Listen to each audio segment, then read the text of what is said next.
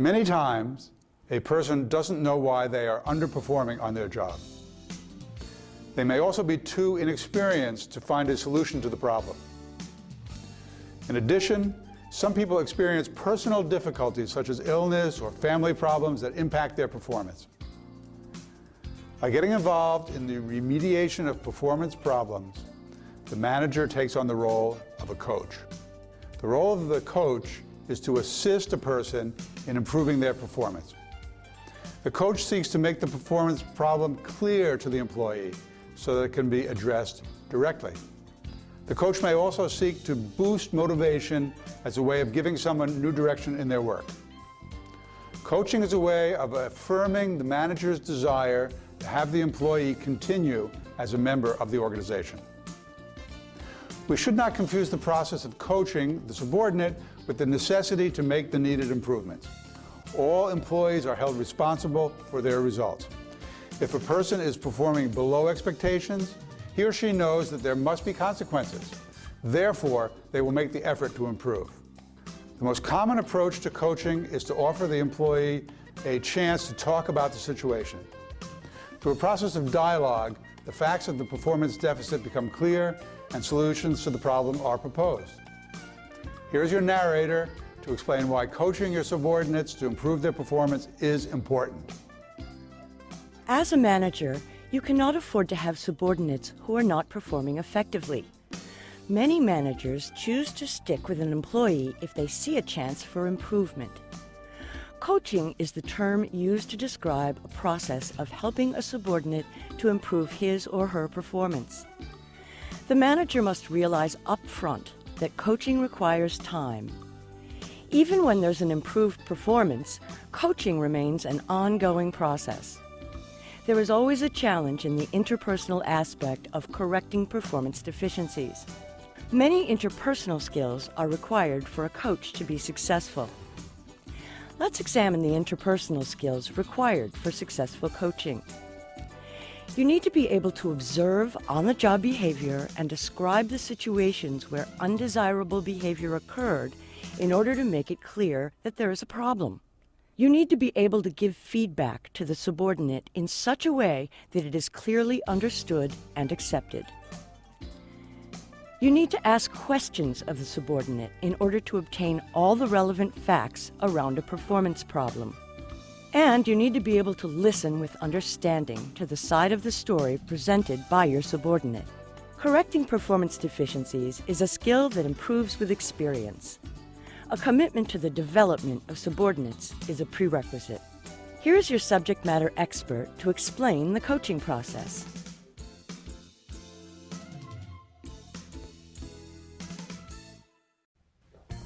Due to communication issues, motivation issues, and the sensitivity of people in general to receiving negative feedback, a coach must muster considerable energy to enter into a coaching relationship with a subordinate.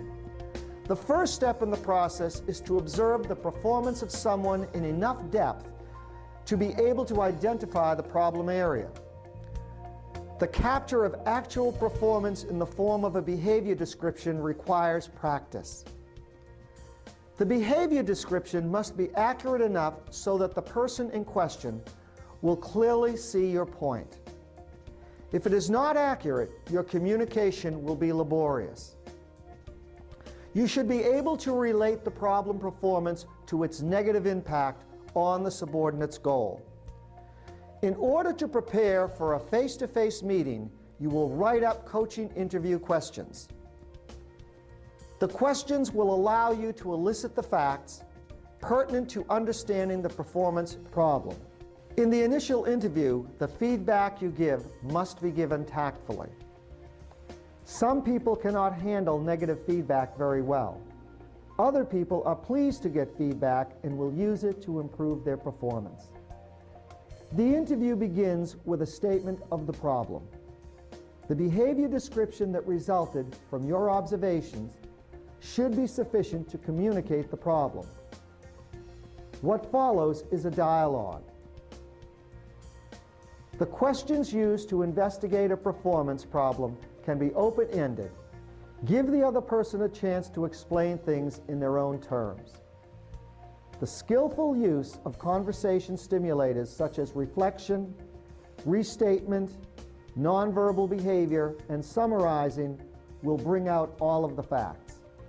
If it is clear that there can be no resolution of the problem, the interview will end. If the interviewee is willing to work to improve his or her performance, the interview can continue. You and the other person need to look at alternative solutions to the performance problem.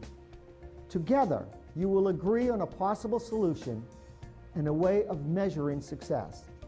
Generally, it involves a person reaching their performance goals.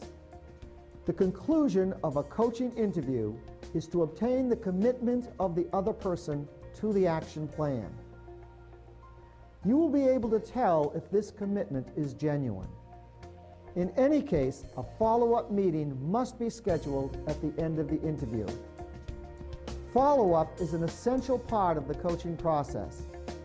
It is unrealistic to expect a problem to go away as a result of one meeting.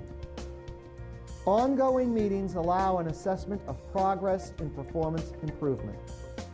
Along the way, continue to observe the performance of the individual and give feedback as appropriate.